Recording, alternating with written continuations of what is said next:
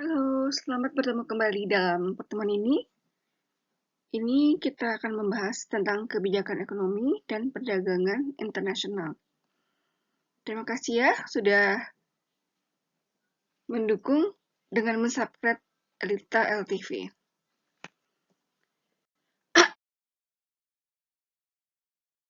Apa itu kebijakan ekonomi internasional? Terdapat dalam pengertiannya. Kebijakan ekonomi internasional diartikan sebagai tindakan dan peraturan yang dijalankan suatu negara, baik secara langsung maupun tidak langsung, yang akan mempengaruhi struktur, komposisi, dan arah perdagangan internasional dari atau ke negara tersebut. Dalam implementasinya, perdagangan antara dua negara sering merugikan negara lemah atau less developing countries. Negara maju atau developing countries mendominasi perdagangan internasional. Tingkat harga lebih banyak ditentukan oleh negara maju. Hal ini disebabkan tingkat ketergantungan negara berkembang relatif lebih besar kepada negara maju daripada sebaliknya.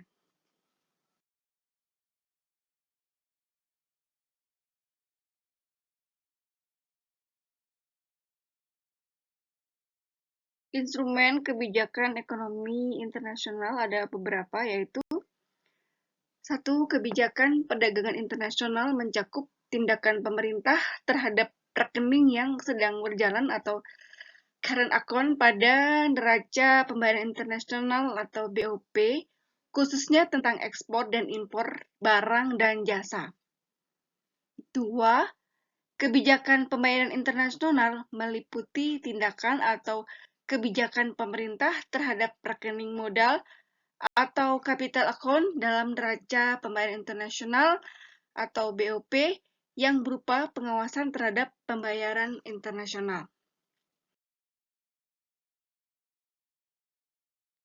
Ketiga, kebijakan bantuan luar negeri adalah tindakan atau kebijakan pemerintah yang berhubungan dengan bantuan atau grants, pinjaman atau loans, bantuan yang bertujuan untuk membantu rehabilitasi serta pembangunan dan bantuan militer terhadap negara lain.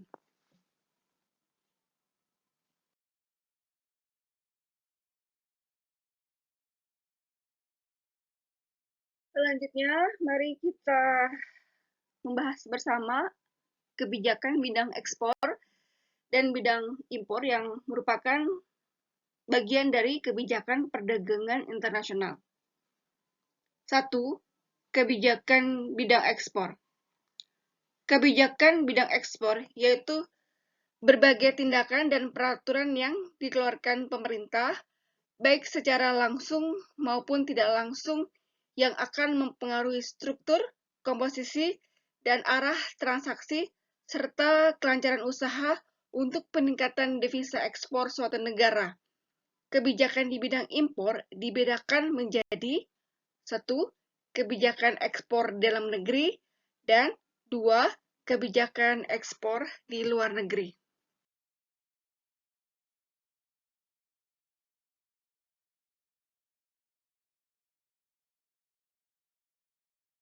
Kebijakan ekspor dalam negeri. 1. Kebijakan perpajakan dalam bentuk pembebasan keringanan, pengembalian pajak ataupun pengenaan pajak ekspor atau PET untuk barang-barang ekspor tertentu. Contoh, pajak ekspor atas CPO. 2. Fasilitas kredit perbankan yang murah untuk mendorong peningkatan ekspor barang-barang tertentu. 3. Penetapan prosedur atau tata laksana ekspor yang relatif mudah.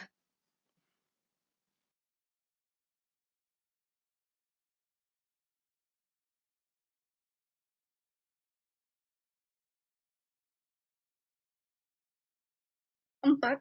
Pemberian subsidi ekspor seperti pemberian sertifikat ekspor. 5. Pembentukan asosiasi eksportir. 6. Pembentukan kelembagaan seperti Bonded Warehouse atau kawasan berikat Nusantara, Bonded Island Bottom, Export Processing Zone, dan lain-lain. 7.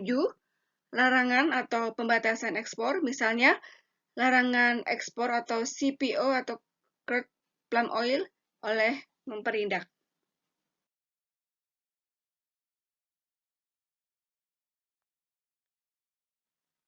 Kebijakan ekspor luar negeri. 1. Pembentukan International Trade Promotion Center atau ITPC di beberapa negara seperti di Jepang atau Tokyo, Eropa, Amerika Serikat, dan lain-lain. 2. Pemanfaatan General System of Preference atau GSP, yaitu fasilitas keringanan biaya masuk yang diberikan negara-negara industri untuk barang manufaktur yang berasal dari negara yang sedang berkembang seperti Indonesia sebagai salah satu hasil UNCTAD atau United Nations Conference on Trade and Development.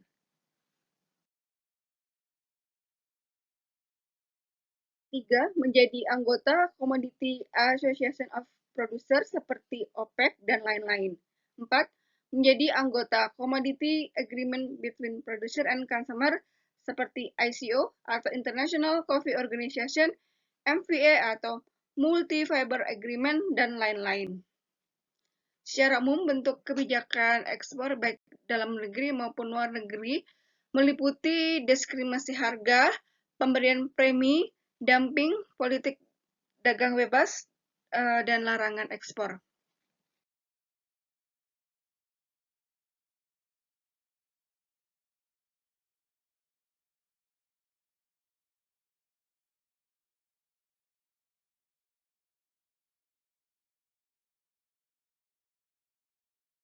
Kebijakan bidang impor adalah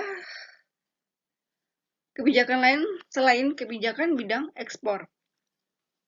Kebijakan bidang impor yaitu berbagai tindakan dan peraturan yang dikeluarkan pemerintah baik secara langsung maupun tidak langsung yang akan mempengaruhi struktur komposisi dan kelancaran usaha untuk melindungi atau mendorong pertumbuhan industri dalam negeri dan penghematan devisa. Kebijakan di bidang impor artinya itu dibedakan menjadi kebijakan tarif bearer dan kebijakan non-tarif bearer.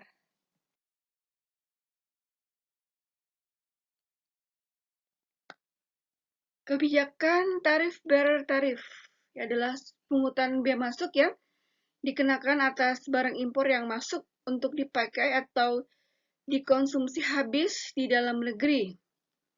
Ya, meliputi 1. Pembebasan biaya masuk atau tarif rendah 0% sampai 5% untuk bahan kebutuhan pokok dan vital seperti beras, mesin-mesin vital, alat-alat militer atau pertahanan atau keamanan, dan lain-lain.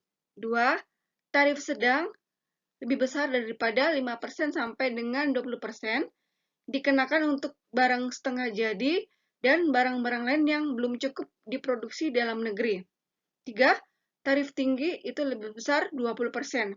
Dikenakan untuk barang-barang mewah dan barang-barang lain yang sudah cukup diproduksi di dalam negeri dan bukan barang kebutuhan pokok.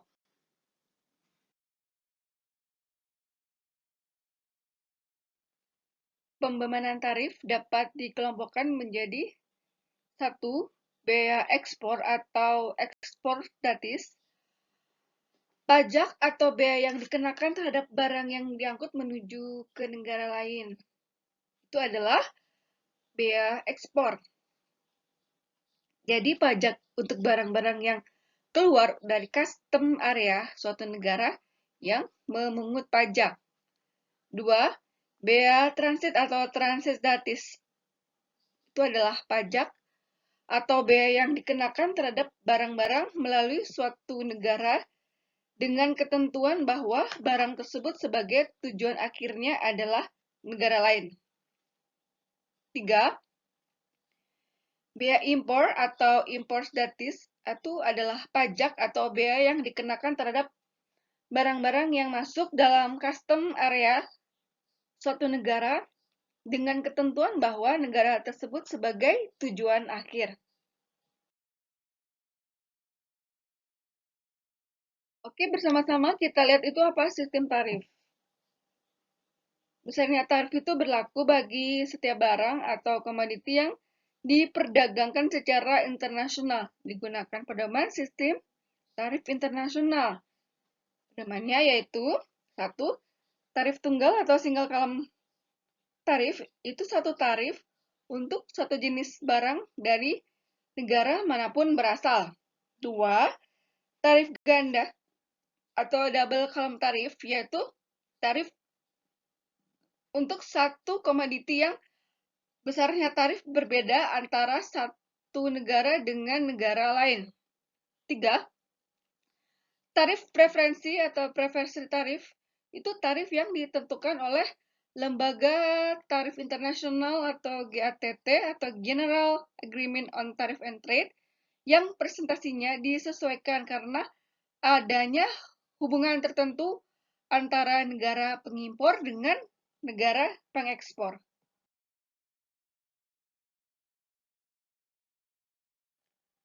Cara perhitungan tarif itu ada beberapa cara ya. Jadi, mari kita lihat apa sih yang menjadi caranya untuk perhitungan tarif tersebut. Satu, dasar nilai atau ad valorem itu besarnya pungutan bea masuk atas barang impor ditentukan oleh tingkat presentasi tarif dikalikan harga tetap dari barang tersebut. Contoh, harga suatu barang itu adalah 100 US dollar dan besarnya tarif bea masuk itu 10%, sedangkan kurs 1 US dollar itu adalah 5.000. Maka besarnya bea masuk yang dikenakan itu sebesar 10% dikali 100 US dollar dikali 5.000 sama dengan 50.000.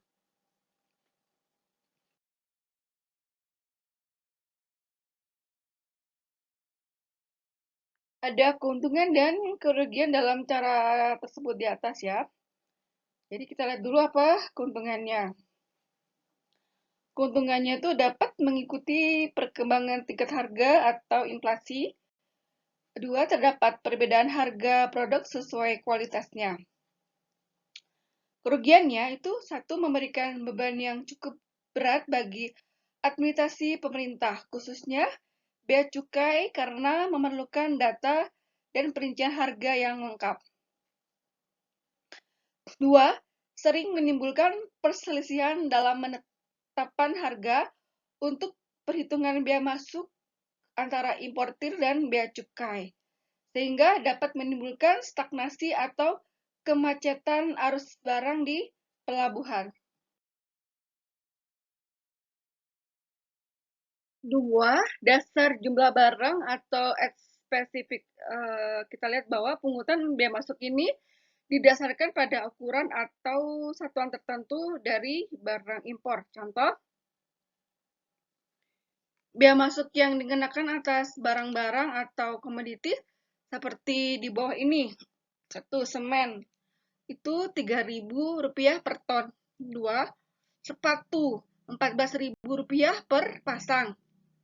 Kemudian piring itu Rp5.000 per lusin. Jeruk itu Rp500 per kilo.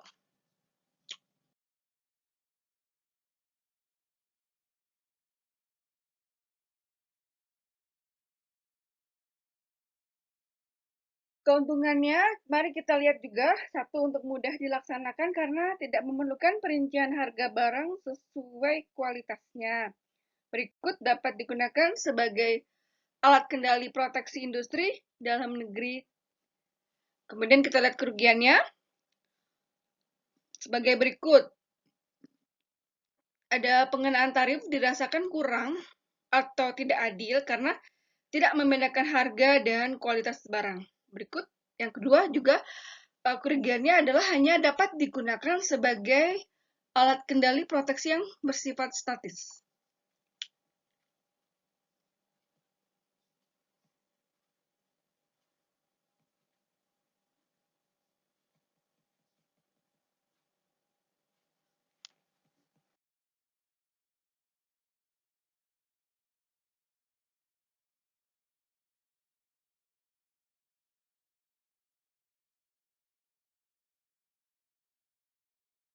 Berikut Ketiga itu adalah kompensatif. Itu adalah pengenaan tarif yang merupakan kombinasi dari ad valorem dan ad spesifik. Contoh, sejenis barang tertentu dikenakan bea 10% ad valorem ditambah 50.000 setiap unit.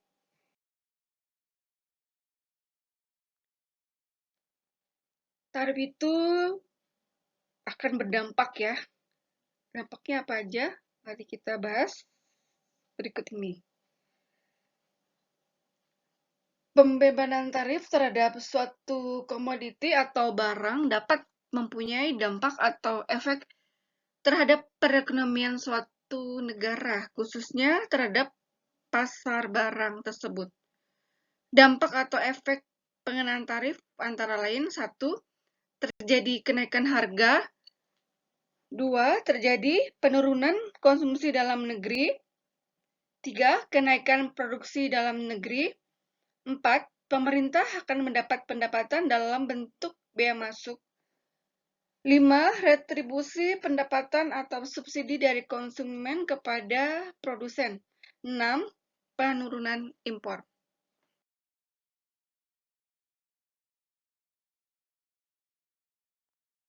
Jenis tarif lain. Selain tarif di atas, pastinya ada jenis yang lainnya, yaitu 1. Tarif nominal dan tarif proteksi efektif. Besarnya presentasi tarif suatu barang tertentu yang tercantum dalam buku Tarif Bea Masuk Indonesia atau BTBMI berdasarkan ketentuan Harmonization System atau HS menggunakan penggunaan barang dengan sistem 10 digit. 2. Tarif proteksi efektif. Itu adalah tarif proteksi efektif atau Effective Rate of Protection atau ERP, yaitu kenaikan value added atau manufacturing atau VIM yang terjadi karena perbedaan antara prosentase tarif nominal untuk barang jadi dengan tarif nominal untuk bahan baku atau komponen input impor. 3. Infant Industry Argument. Kebijakan untuk melindungi industri-industri dalam negeri yang baru lahir atau tumbuh dengan proteksi edukatif sehingga dapat bersaing baik di pasar dalam negeri maupun luar negeri. Pembangunan ekonomi di negara-negara berkembang seperti Indonesia berlandaskan pada infant industry argument. Kebijakan berikut yaitu kebijakan non-tarif barrier atau NTB. Adalah berbagai kebijakan perdagangan selain bea masuk yang dapat menimbulkan distorsi sehingga mengurangi potensi manfaat perdagangan internasional yang terbagi menjadi 1.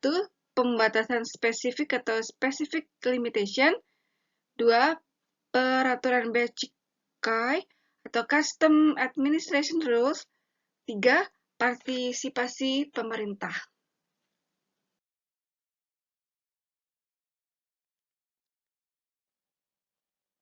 Sistem kuota pada kebijakan perdagangan internasional, di mana kuota adalah pembatasan fisik secara kuantitatif yang dilakukan atas pemasukan barang atau kuota impor dan pengeluaran barang atau kuota ekspor dari atau ke suatu negara untuk melindungi kepentingan industri dan konsumen. Sistem kuota hanya dapat digunakan dalam hal 1. Untuk melindungi hasil pertanian. 2. Menjaga keseimbangan atau balance of payment. 3. Untuk melindungi kepentingan ekonomi nasional.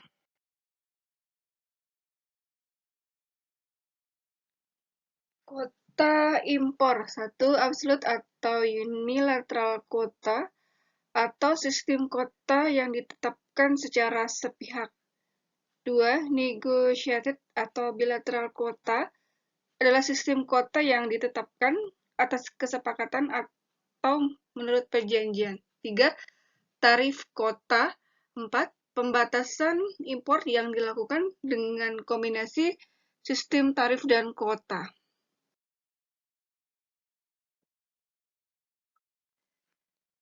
Sistem kuota. Kuota adalah pembatasan fisik secara kuantitatif yang dilakukan atas pemasukan barang atau kuota impor dan pengeluaran barang atau kuota ekspor dari ke suatu negara untuk melindungi kepentingan industri dan konsumen. Sistem kuota hanya dapat digunakan dalam hal satu, untuk melindungi hasil pertanian, dua, untuk menjaga keseimbangan atau balance of payment, tiga, untuk melindungi kepentingan ekonomi nasional.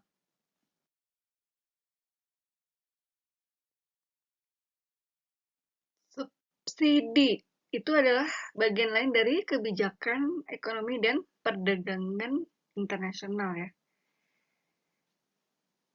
Subsidi itu adalah kebijakan pemerintah untuk memberikan perlindungan atau bantuan kepada industri dalam negeri dalam bentuk keringanan pajak, pengembalian pajak, fasilitas kredit, subsidi harga, dan lain-lain. Tujuannya satu, menambah produksi dalam negeri, dua, mempertahankan jumlah konsumsi dalam negeri, tiga, menjual dengan harga yang lebih murah daripada produk impor.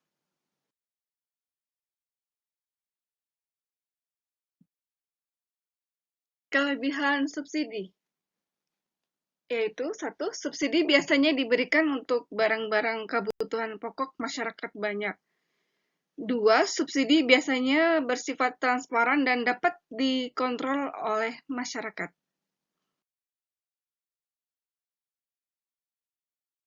Kebijakan perdagangan lainnya yaitu satu, dumping, yaitu suatu kebijakan diskriminasi harga secara internasional yang dilakukan dengan menjual suatu komoditas di luar negeri dengan harga yang relatif murah dibandingkan dengan konsumen di dalam negeri.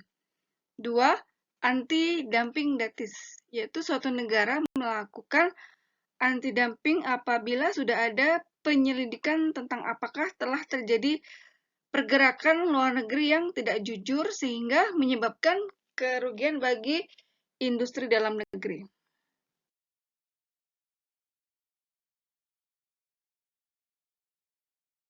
Tiga, international cartel, yaitu suatu bentuk organisasi dari beberapa negara atau perusahaan pemasok atau supplier produk tertentu yang sepakat membatasi produksi dan ekspor mereka dengan tujuan memonopoli sehingga dapat memaksimalkan keuntungannya.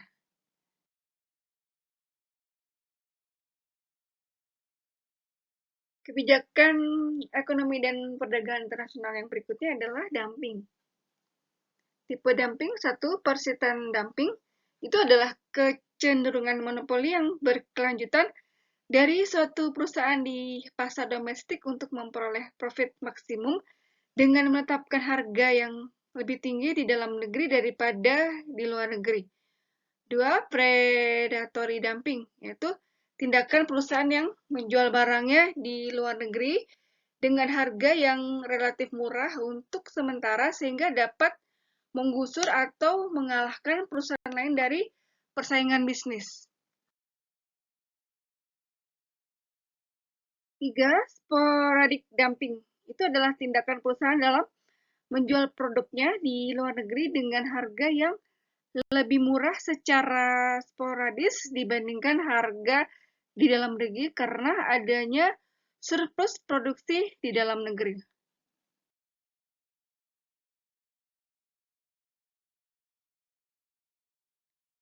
Tujuan kebijakan ekonomi internasional. Satu, melindungi kepentingan ekonomi nasional dari pengaruh buruk atau negatif dan dari situasi atau kondisi ekonomi atau perdagangan internasional yang tidak baik atau tidak menguntungkan. Dua, melindungi kepentingan industri di dalam negeri. Tiga, melindungi lapangan kerja atau employment. Empat, menjaga keseimbangan dan stabilitas balance of payment atau BOP atau neraca pembayaran internasional. Lima, menjaga tingkat pertumbuhan ekonomi yang cukup tinggi dan stabil. 6. Menjaga stabilitas nilai tukar atau kurs falas. GATT atau General Agreement on Trade and Tariff itu adalah persetujuan umum tentang tarif dan perdagangan, ditandatangani pada tahun 1947 dan merupakan suatu kesepakatan multilateral yang mewajibkan negara anggotanya itu untuk melakukan kerjasama ekonomi internasional. Indonesia tergabung dalam anggota GATT. Jumlah GATT itu tercatat 159 negara.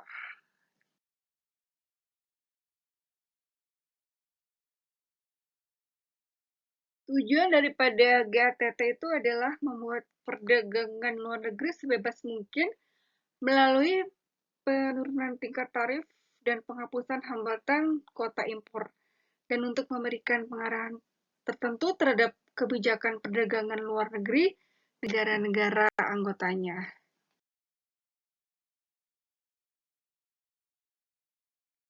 Prinsip pokok dalam GATT Clause, satu prinsip free trade, yaitu perdagangan dengan menghilangkan atau mengurangi berbagai hambatan perdagangan internasional, baik tarif bearer atau TB maupun non-tarif bearer atau NTB.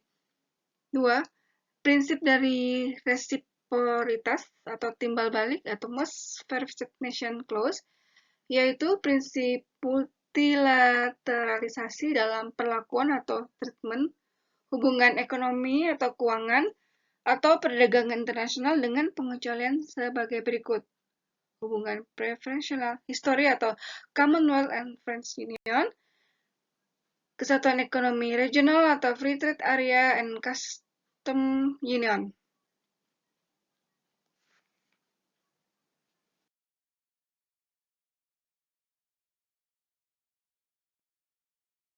Tiga, prinsip non-diskriminasi atau Nation Treatment Clause atau NTC, yaitu memberi perlakuan yang sama terhadap produk luar negeri maupun produk dalam negeri. Misalnya dengan mengenakan tarif PPN yang sama terhadap produk impor maupun produk lokal.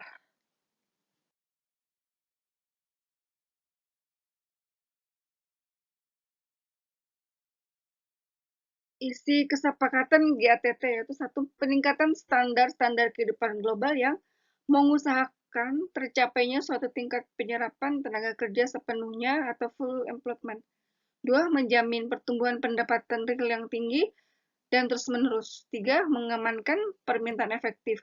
Empat, mengeksploitasi sepenuhnya sumber-sumber daya dunia.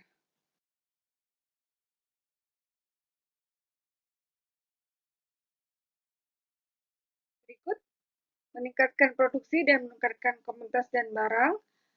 Dan berikutnya juga untuk mendukung pelaksanaan tujuan penandatanganan persetujuan dalam menghilangkan tarif dan hambatan-hambatan perdagangan lainnya.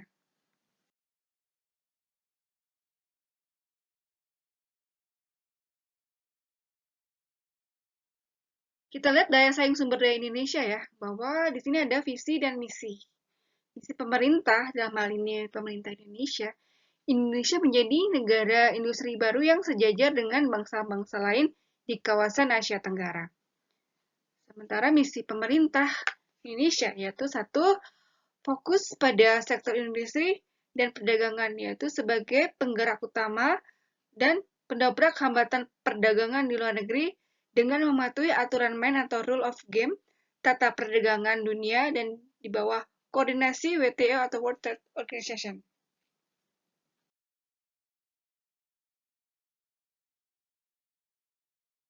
Dan dua, mengamankan kebijakan industri dan perdagangan nasional melalui penataan ulang strategi pemasaran internasional dan diplomasi perdagangan yang unggul. Peringkat daya saing global Indonesia dalam Global Competitiveness Index 2019 menduduki peringkat ke-50 dunia di bawah Malaysia di posisi ke-27 dan Thailand di posisi ke-20. Data ini berasal dari World Economic Forum Report.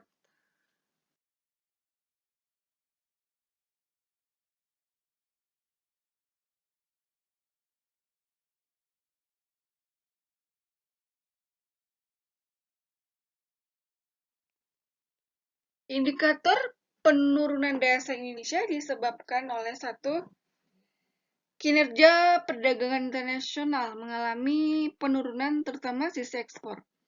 2, impor barang-barang meningkat. 3, pertumbuhan ekonomi dalam negeri yang melambat. 4, menurunnya nilai investasi luar negeri.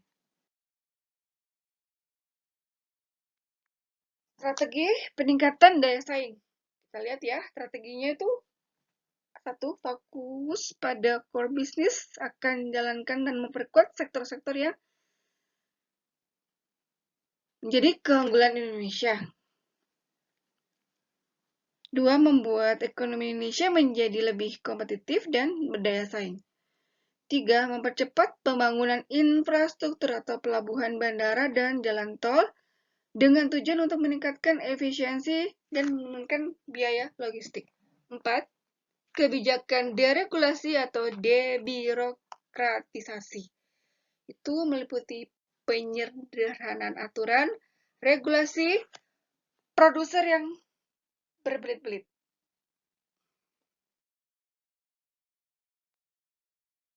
Terima kasih telah mendengar apa yang saya sampaikan dalam materi pertemuan kebijakan ekonomi dan perdagangan internasional ini. Semoga bermanfaat bagi kita semua. Dan terima kasih juga atas partisipasinya dalam mensubscribe channel Elita LTV ini untuk perkembangan materi pertemuan selanjutnya.